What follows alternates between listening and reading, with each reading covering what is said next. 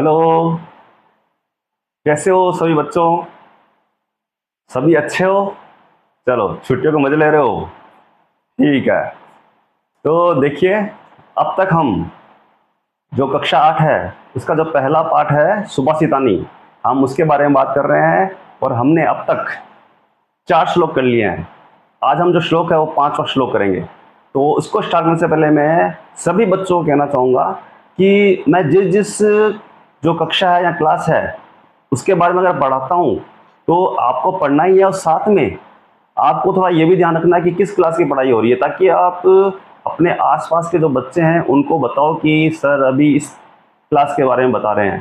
तो आपको हमारे चैनल को आगे बढ़ाना पड़ेगा ना, तो वही चीज़ कह रहा हूँ। तो अगर आप चाहते हो आप पढ़ो तो दूसरों को भी पढ़ाने के लिए प्रेरित करो, ठीक है ना।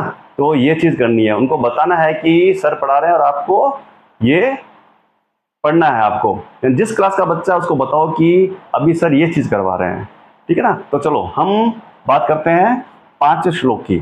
तो देखियो, विहाय पौरुषम यो ही देव अलंबन्ते प्रसाद सिंहवत तस्य मूर्धीन तिष्ठति वायसा। अब देखिए, सबसे पहले इसको शुरू करने से पहले मैं बताना चाहूंगा कि जो ये श्लोक है, ये श्लोक कायर व्यक्ति के बारे में बताया गया है। जो कायर होते हैं वो क्या सोचते हैं वो चीज है, ठीक है ना। तो ये देखिए, विहाय, विहाय का मतलब था छोड़कर।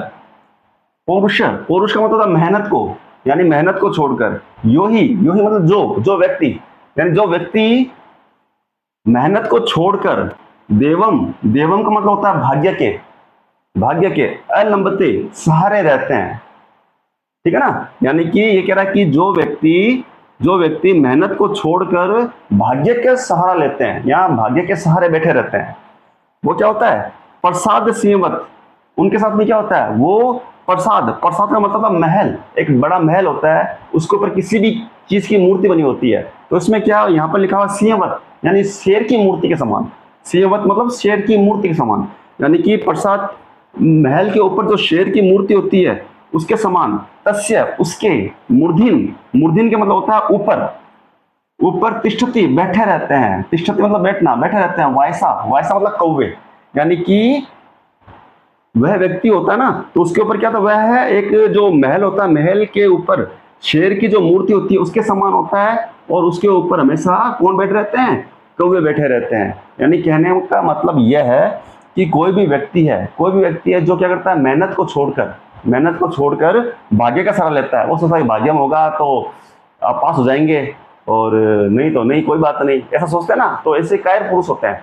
तो कह रहा है कि जो व्यक्ति मेहनत को छोड़कर भाग्य का सहारा लेते हैं वो क्या होते हैं? वो किसी महल के ऊपर बने हुए शेर की मूर्ति के समान होते हैं, और उसके ऊपर कौन बैठे रहते हैं? कौवे बैठे रहते हैं। यानी कौवे बैठ के क्या करते हैं? कौवे बैठ के ऊपर बीट करते रहते हैं, उनको गंदा करते रहते हैं। यानी कि अगर जो मेहनत नहीं करेगा तो उसके जीवन के अंदर भी क्या हो जाएगा? जंग लग जाएगा, और जंग रूपी बीट है वो उसके ऊपर होने लग जाएगी, और फिर उसका जो दिमाग है वो खत्म हो जाएगा। ठीक है, कैसा लगा? अच्छा, चलो फिर से आप पढ़िएगा। और एक बात और कहना चाहूंगा कि जो मेरे पढ़ाने का तरीका है वो बहुत ईजी तरीका है। आप अगर इस तरह से पढ़ोगे ना, समझना, आपको समझोगे, तो आपके परीक्षाओं में अच्छे नंबर बहुत अच्छे आएंगे, पक्का आएंगे, मैं कह रहा हूं। आप बहुत आराम से पढ़िए, कोई दिक्कत नहीं है, अच्छे नंबर आएंगे।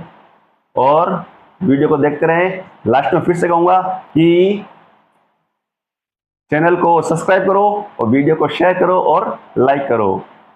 Thank you.